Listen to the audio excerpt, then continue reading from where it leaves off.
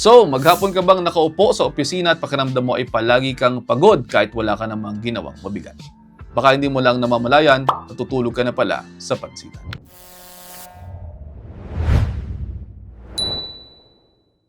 Dahil nga buwan pa rin ng wika, alikayo pag-usapan natin ang isa sa mga paborito nating talinhaga. Kapag ka sinabihan ka ng mga matatanda na natutulog ka sa pansitan, ang ibig sabihin nito ay napag-iiwanan ka na, nakatunganga ka lang, o kaya naman ay pinalalampas mo ang mga magagandang oportunidad dahil sa katamaran at kawalan ng aksyon.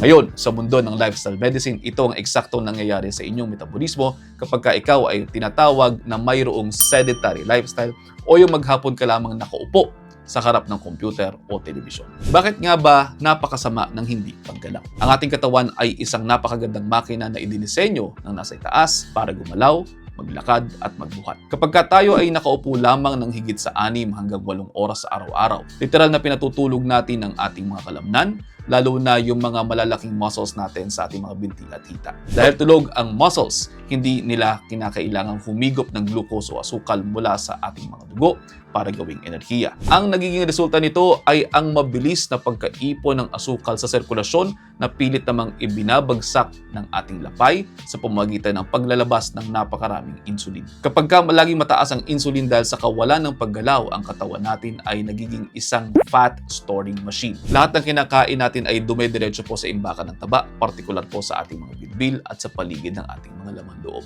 Bukod pa sa pag-iimbak ng taba, ang matagalang pag-upo ay nagpapabagal din po ng daloy ng ating dugo. Kaya madalas na namamanas ang ating mga paa, sumasakit ang ating mga balakang at numinipis ang ating mga buto. Ang mga enzymes na responsable sana sa pagtunaw ng bad cholesterol sa dugo ay nagbabakasyon din kapag hindi gumagalaw. Kaya kahit gaano pa kalinis o kamahal ang kinakaing salad, kung hindi po natin gagamitin ang ating mga katawan para sunugin ito, masasayang lamang po ang pagdadiet. Ngayon, tanong, paano natin ito lalabanan? Hindi po ninyo kinakailangan mag-enroll agad sa isang mamahaling gym o tumakbo ng marathon para lamang pumagising ang inyong katawan. Ang kinakailangan ninyong gawin ay putulin ang mahabang oras na pag-upo.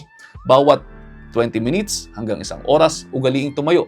Mag-inat-inat ng inyong mga braso at maglakad-lakad ng ilang minuto para muling umikot ang inyong mga dugo. Imbis na gumamit ng elevator, subukang akitin ng hagdan. Imbis na i-chat ang katrabaho mo sa kabilang kwarto at magpapasabay ka na lamang ng lunch mo, puntahan mo siya sa kanyang lamesa at sabayan mo na rin kumain. Malay mo, ma-develop pa kayo. Pwede may plot twist ka ng taon mo.